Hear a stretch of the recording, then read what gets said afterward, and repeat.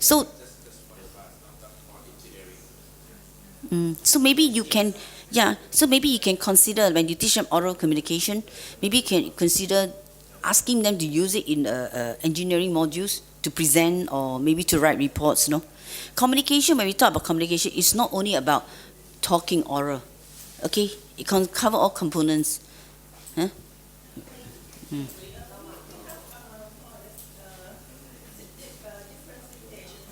Mm. I see. But is it standard among all the discipline? That means whether you are electrical or chemical, every student has to take this. Okay. So maybe this is something food for thoughts. Huh? Think about it, no? So when it comes to component 2 workshop, it's easier. Okay. Really look carefully. What are the things you really study? I mean, does everybody knows what the student do, or only the English language people?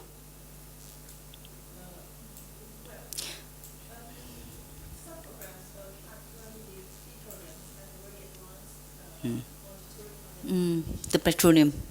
They're the better students, right? I was told. Yeah. Okay.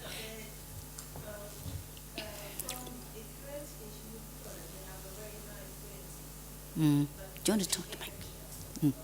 Just the mic. The mic. Yeah. Okay. I tell you what happened. When we first started doing this, and then we were testing students or assessing them on teamwork. Then we realized that we did not teach them teamwork, and we were assessing them. So because if you don't do CDIO, we won't be able to know that this is what happened. So we realized it. So we actually introduced teamwork in the first year to teach them what teamwork is. Then it's fairer to assess them, because if you don't teach them and you assess them, it's not fair. You understand what I mean? So, okay. So maybe this is this is maybe some food for thoughts, no?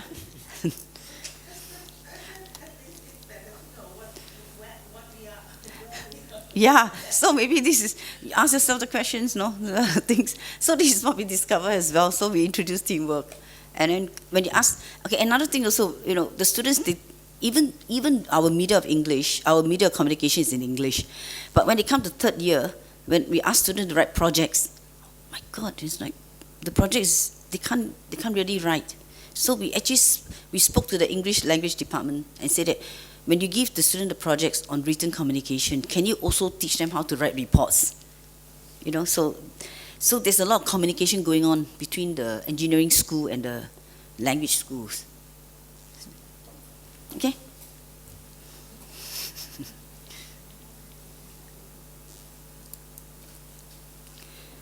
Okay, now I want to show you an example. This is, what is it? Can. Just press the button here. Okay.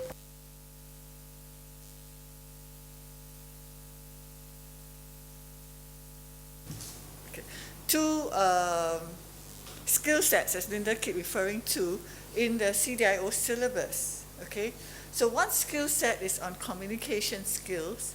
Okay, the big one. But the other one that we didn't feel was relevant to us, or it is relevant, but we didn't think it was that important, was foreign language. Okay, so I come back to this diagram here. For you all, I think you have to think of it in two levels, right? One is communication, but as an engineer in a Thai context. Okay, and then the other, yes, that's right, using Thai. And the second one is communication in English, which is a foreign language. Yeah, so these are two skill sets. So how important are these to you, and where do you put it? I think, yeah. Remember I said 14 skill sets. We took out foreign language because English is our media of communication. That's why I asked you the question, what's the media? If it's Thai, maybe your English is now your foreign language. As the 14th skill set. The 14th. Yes. Yeah. So here, when we talk about communication, okay, versus communication in a foreign language.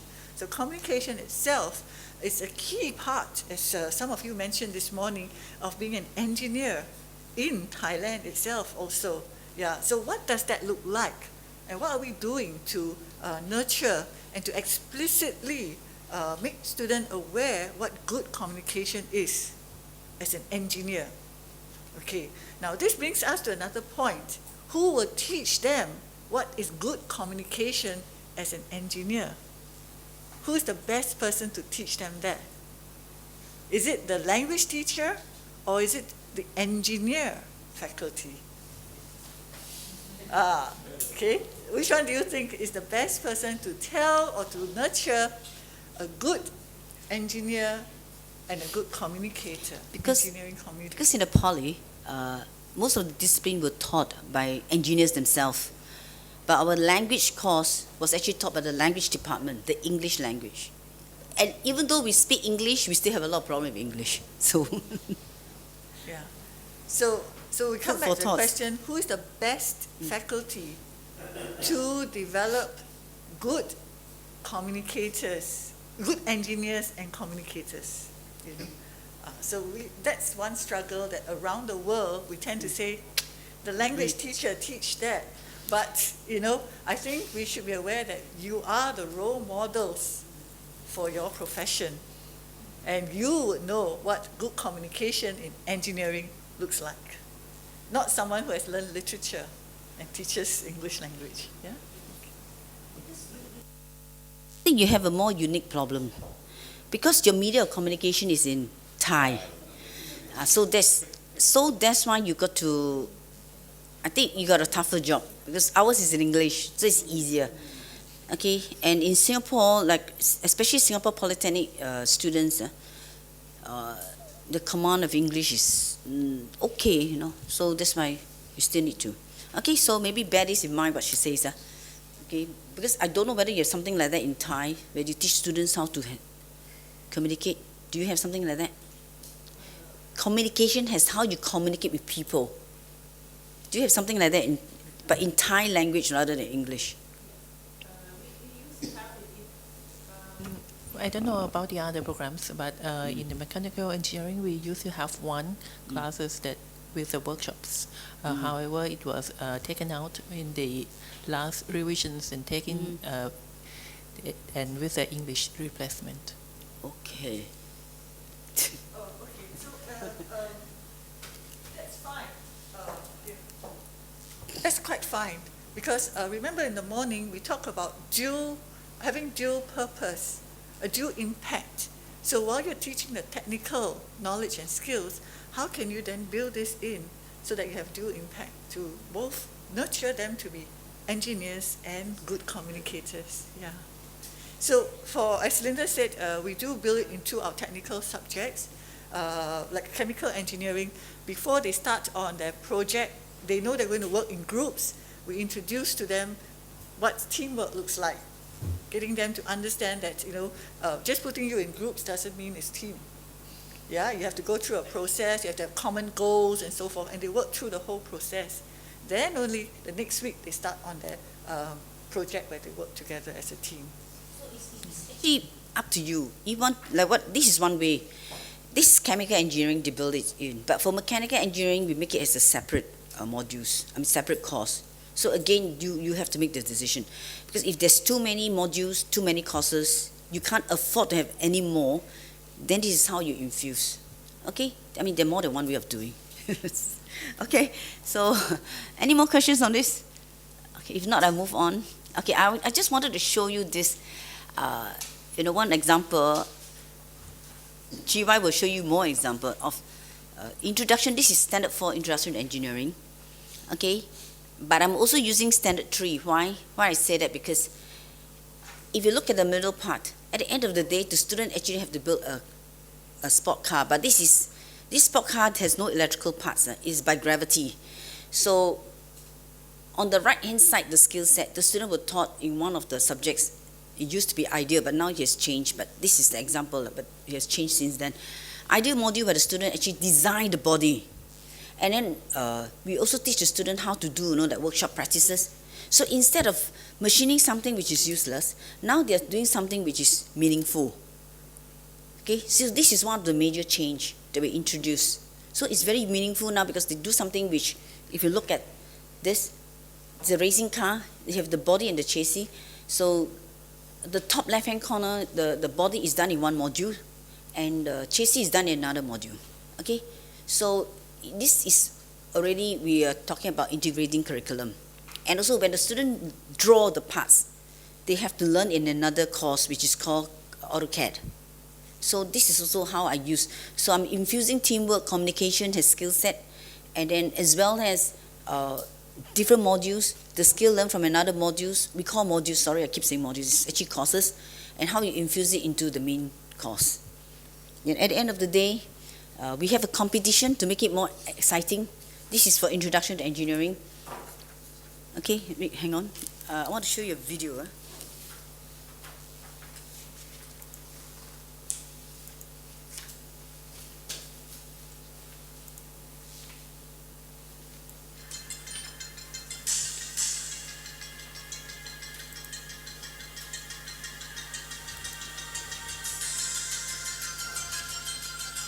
So this is the first year Introduction to Engineering.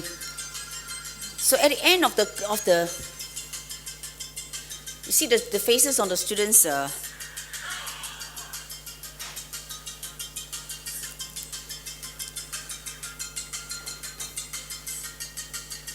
It's a very simple thing, but it changes the learning experience for the students. So this morning you're talking about learning experience. This is one of the learning experience.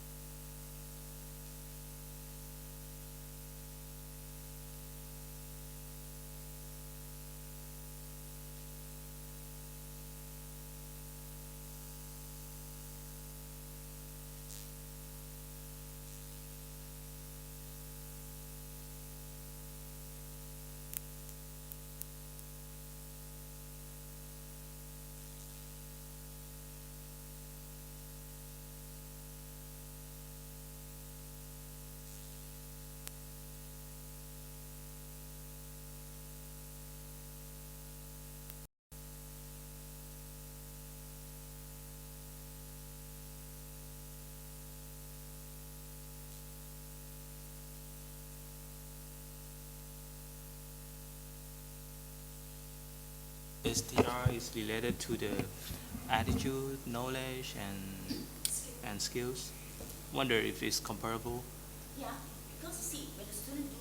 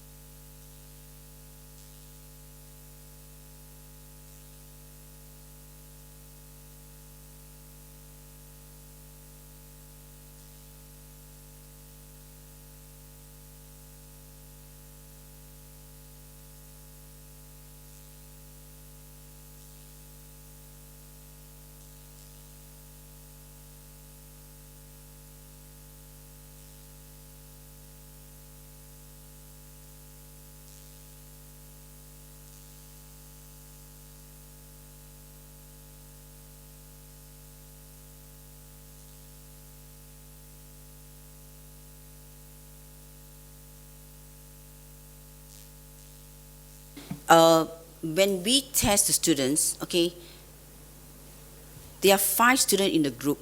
One of the component that we actually grade them is attitude. Why do I grade them attitude? Because out of 5, some are batch banger, no, batch banger. That means they watch. So the attitude towards learning. So we actually give them quite high marks for that, 10 marks, 10% on attitude. Because we also gauge whether they contribute towards the group, how is their attitude towards working in the group, and also do they contribute a lot. So there's a few components on the attitude. Is that what your correct answer? Maybe I just share. Pertaining to this, you can share. So I think this skills theory reflect, and there's one more, I think it's application. This comes from something called Cope's learning cycle. So it's a reflection of the learning process the students go through. So firstly, give them a concrete experience. There's one more, Okay, actually, a concrete C. experience. C is missing. And then after that, The C is missing from here. correct, concrete experience, and then they learn, there'll be theory, and then the reflection, and so forth. Okay, so that's the Cope cycle. So which is slightly different from what you're asking. Yours is, yes, yeah? Yeah, Okay, it's asking a different question. But this particular model, or this particular thing, is actually copied from another person, Cope. But I did not put the concrete in. It's only because at the time when I was doing this, I felt that only 3 reflexes it. Okay? But again, all up to you. You can take the whole model if you want to. Okay, any more questions on this? Yeah. Is there any other way besides doing project for reflection of the knowledge? There is a lot of way. You want to add to it? Yeah, there's a lot. There's a lot of way actually. Yes. I think the project is good. Project is good in the way, in a sense, it gives them a concrete experience for them to reflect and to also apply theory and to have a deeper understanding. Yeah, but you could always get them to reflect other ways as well. So not necessarily this. Just an experience, whatever experience it could be. You know, we give our students some experience where there's one where it's done by the civil engineering group. They ask the students go out into anywhere and take pictures of what you think are structures that relate to civil engineering. Okay, so that is to get them aware that